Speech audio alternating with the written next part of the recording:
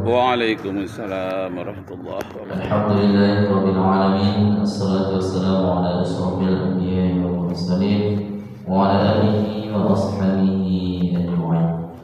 Kembali bersyukur kepada Allah Subhanahu wa taala dengan mengucapkan alhamdulillahirabbil alamin. Wassalatu Nabi Muhammad sallallahu alaihi wasallam. Allahumma shalli ala sayyidina Muhammad wa ala ali sayyidina Muhammad. Assalamualaikum ya Rasulullah. Bapak Ibu jemaah salat subuh yang dimuliakan oleh Allah Subhanahu wa taala. Kajian subuh kita pada pagi hari ini akan disampaikan oleh Ustaz Dr. Muhammad Bakir Jamali. Kepada Ustaz Dr. Ustaz.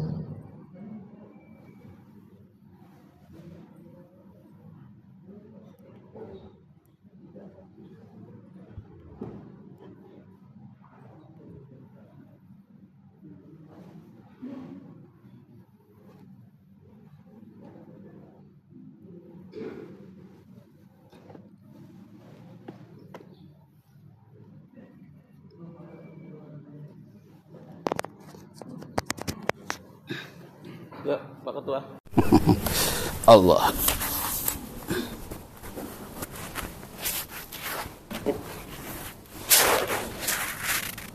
Wah, yang ramai.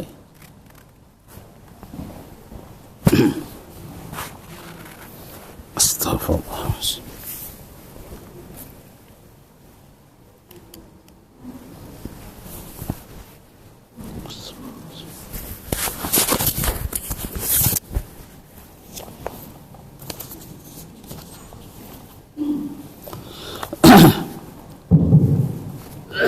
Assalamualaikum warahmatullahi wabarakatuh. Nashkurullah syukran katsira biqiraatil hamdalah ala hidayatihi wa taufiqihi alladhi nahnu na'isu biha wa nusalli wa nusallimu ala sayyidina Muhammadin ala juhdihi wa bazlihi litablighi syara'i'illah hidayatan lana.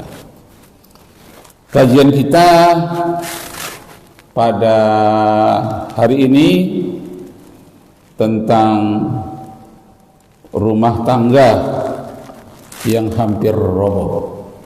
Itu dia. Rumah tangga yang hampir roboh terjadi pada diri Nabi Muhammad sallallahu alaihi wasallam dengan Aisyah.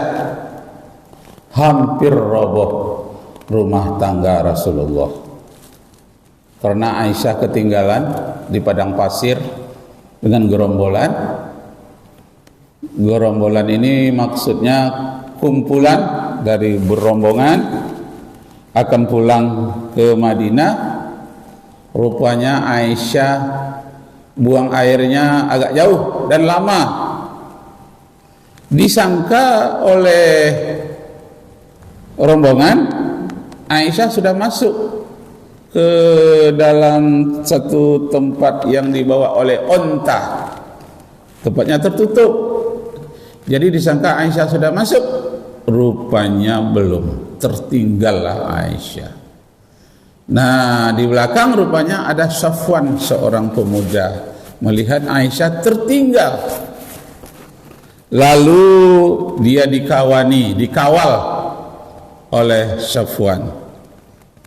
Nampaklah oleh orang-orang Quraisy, orang-orang munafik, dijadikannya fitnah kejadian itu. Berpengaruh kepada Rasulullah. 1 hari lamanya tak ditegur oleh Rasulullah Aisyah. Hampir-hampir saja roboh rumah tangga aja dengan Aisyah. Untung turun ayat Al-Quran mengatakan Aisyah itu jujur, benar. Safwan tadi hanya mengawalnya dari belakang supaya jangan diganggu orang. Masya Allah. Itu karena terjadinya pada Rasulullah, dapat wahyu. Bagaimana kalau terjadi pada kita yang seperti itu? Kita nggak dapat wahyu. Nah, untuk itu kita baca landasannya ayat Al-Quranul Karim. أعوذ بالله من الشيطان الرجيم بسم الله الرحمن الرحيم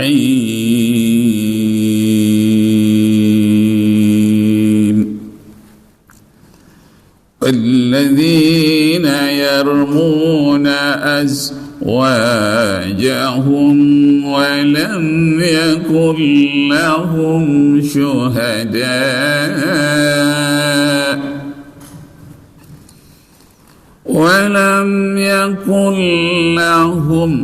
شهداء إلا أنفسهم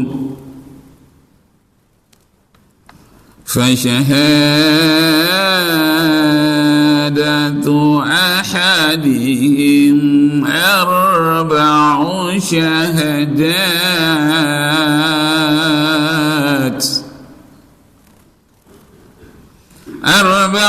شهادات بالله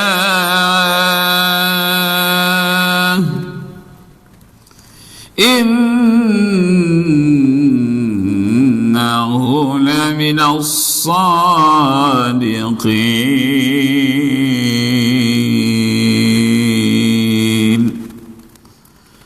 صدق الله العظيم. Nah, jadi Bapak Ibu kaum muslimin yang berbahagia, kisah dari Aisyah tadi terjadi goncangan dalam rumah tangga Rasulullah akibat difitnah orang. Jadi sedikit aja kejadian dari rumah tangga, tapi tetangga orang luar memandangnya dahsyat sekali. Padahal biasa-biasa saja. Dikawal oleh Sofwan dari belakang, Aisyah terus berjalan, sampailah ke rumah. Orang memandangnya suatu yang sinis, terutama orang-orang munafik yang memang ingin menjatuhkan Rasulullah dan keluarganya. Untung Rasulullah mendapat wahyu dari Allah untuk tentang benarnya Aisyah. Aisyah ini memang dia wanita, tapi dia mempunyai keperkasaan seperti seorang laki-laki. Artinya kuat, fisiknya kuat, jiwanya keras. Di antara 11 istri Rasulullah, yang paling keras dan tegas itu Aisyah. Jadi kadang-kadang Rasulullah pun dikritiknya, tapi kritik yang baik gitu ya.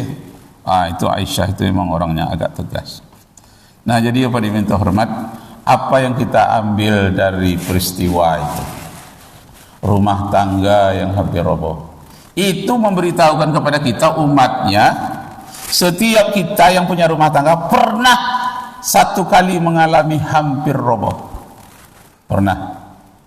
Saya mengalami 2 kali hampir roboh. Untung ada pertolongan dari Allah Subhanahu wa taala. Setiap umat mengalami, cuma ada yang kuat, ada yang sedang, ada yang kecil-kecilan saja, tapi pernah digoyang rumah tangganya oleh orang ketiga. Jadi bukan antara mereka berdua, tidak. Bapak-bapak pernah Pak mengalami? Ibu-ibu pernah goncang dalam rumah tangga oleh orang ketiga? Nah, itu diberitahukan bahwa Rasulullah itu kan memberikan sekaligus contoh teladan bahwa dalam rumah tangga itu pasti ada goncangannya.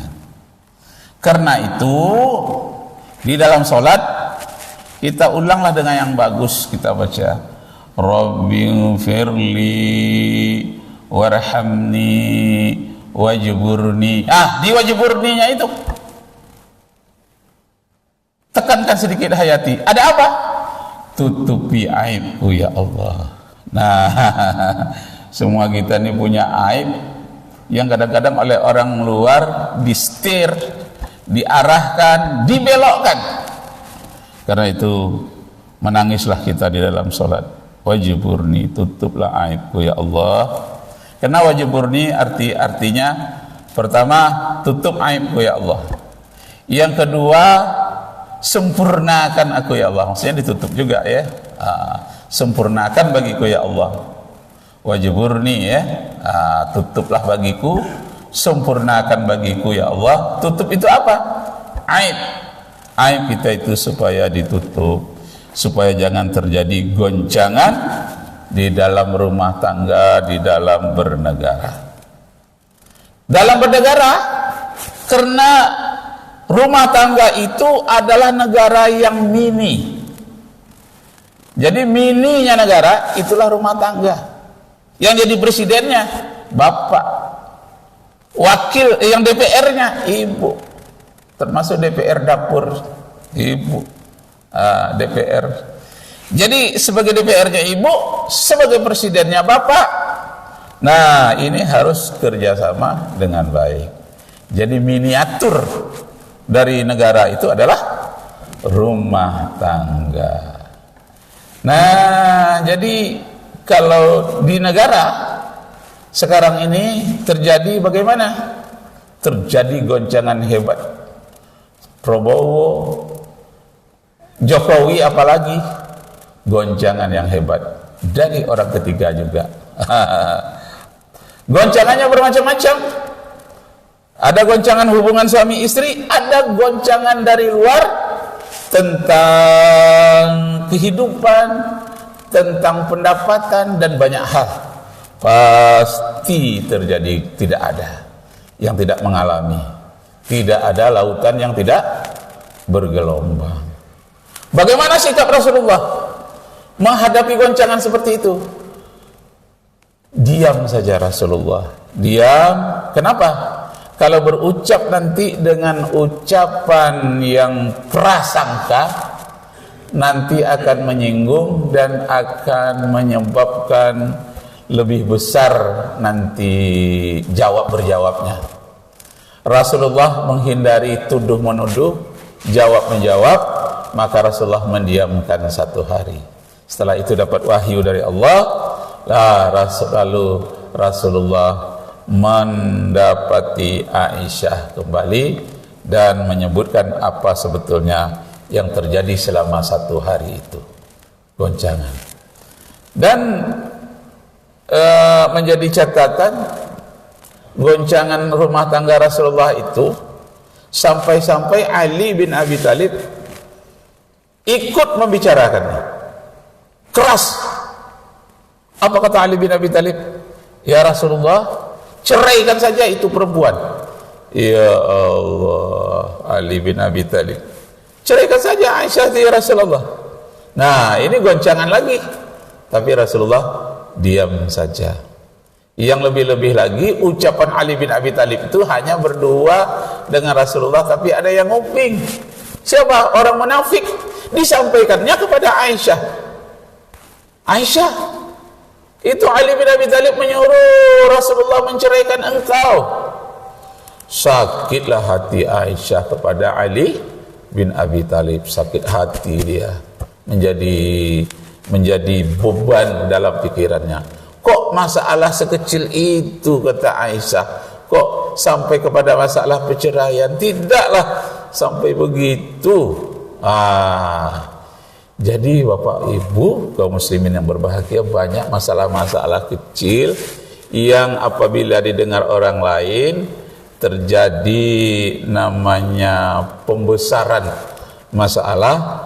Ini kadang-kadang yang membawa petaka, yang menggoncangkan rumah tangga, sekaligus ibaratnya satu negara menggoncangkan negara. Masya Allah.